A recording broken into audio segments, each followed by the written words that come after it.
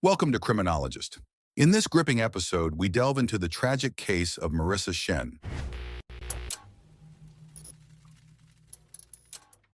On July 18, 2017, at around 6 p.m., 13-year-old Marissa Shen left her home in Burnaby, British Columbia, Canada to go to a nearby Tim Hortons restaurant. However, she never returned home. Her mother tried calling her, but her phone was switched off. When she failed to return home by 11 p.m., her mother reported her missing to the police. Initially, police did not take the matter seriously, assuming the girl might be with friends or her phone had died. Her mother insisted that Marissa always returned home before 8 p.m. The police then checked Marissa's phone GPS, which last pinged in Central Park about an hour earlier. Police then launched a search of the Central Park, searching along the foot trails inside the park. Soon, an officer in the southeast area of the park discovered a cartoon wallet shaped like a pink owl and a switched-off phone near a small path. A student eyed with the name Marissa was found nearby. At 1:10 a.m., less than 2 hours after she was reported missing, police found her body near the Patterson Avenue. She was pronounced dead at the scene.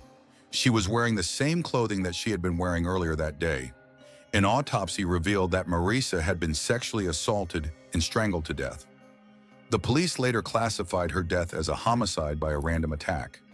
As police tried to trace back her movements before her death, they found CCTV footage of Marissa leaving her apartment at 6:02 p.m. She was then seen at 6:09 p.m. entering Tim Hortons restaurant located on the 6200 block of McKay Avenue near Central Boulevard. She was wearing black t-shirt and denim shorts. As she enters the Tim Hortons, she holds the door open for an elderly person. She remained at the restaurant for the next hour and a half.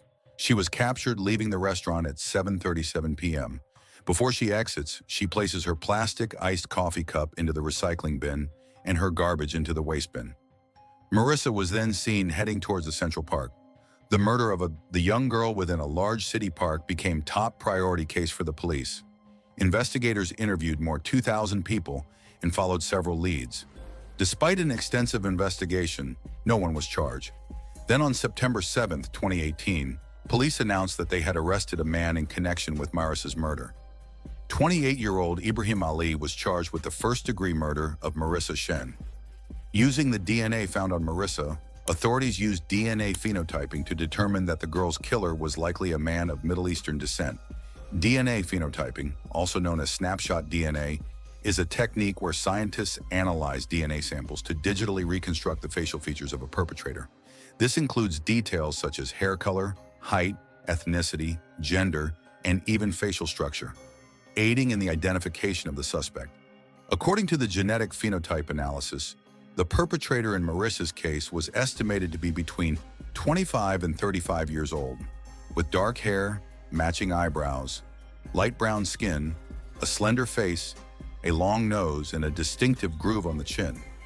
Moreover, DNA analysis indicated that the individual originated from the Middle East, specifically the northern regions, including Syria, Lebanon, northern Turkey, and a small area of Iraq. Armed with this information, the police asked the men of Middle Eastern descent who lived around Central Park in Burnaby to voluntarily submit their DNA to be eliminated from the suspect pool. It is unclear if Ibrahim voluntarily provided his DNA sample or if investigator linked him through familial DNA. Ibrahim Ali was a 28-year-old refugee from Syria living in Burnaby, British Columbia. He had no prior criminal record and worked as an exterior wall decorator for a construction company. Ibrahim's journey to Canada was influenced by the Syrian civil war and the resulting refugee crisis. Now, there are two types of refugees. There are government-sponsored refugees comprising 25,000 to 30,000 individuals brought to Canada directly by the government. The second category includes privately sponsored refugee claimants supported by family members, church groups, or nonprofit organizations. Ibrahim's brother had been a government-sponsored refugee in Canada, prompting a community group on Bowen Island to initiate efforts to reunite Ibrahim's remaining family members. With successful fundraising, they sponsored Ibrahim and two other brothers, along with their families, aiming to bring them together after being separated by the conflict. Ibrahim had arrived in Canada as a refugee in April 2017, 3 months before the murder of Marissa. Ibrahim became a permanent resident of Canada sometime before his first court appearance on September 14, 2018, with the trial initially set for October 12, 2018, but subsequently pushed back to September 2022 and then again to January 2023. The trial eventually commenced in April 2023, nearly 6 years after Marissa's murder. At the same time, a publication ban was put in place for all publications, removing any mentions of Shen's name from the media until the end of the trial. When asked for his plea in court, Ibrahim Ali said 3 times through a Kurdish-speaking interpreter that he did not kill Marissa. The trial encountered several unexpected developments when Dr. Tracy Pickett, the forensic expert for the prosecution, was discovered dead in a wooded area near the site of Marissa's murder. Authorities eventually concluded her death as a suicide, attributing it to her enduring struggle with depression, which was exacerbated by the emotional toll of Marissa's murder. During the trial, prosecution presented evidence and told the court that Marissa had been sexually assaulted and strangled, and that semen found inside her body matched Ibrahim's DNA. Ibrahim's lawyer resorted to baseless accusations against the deceased, insinuating Marissa was a troubled teen who had bad relations with her mother. He claimed that the girl wasn't the innocent depicted in a rose-colored portrayal at the trial, and may have found Ibrahim attractive, further suggesting she had consensual sex with Ibrahim.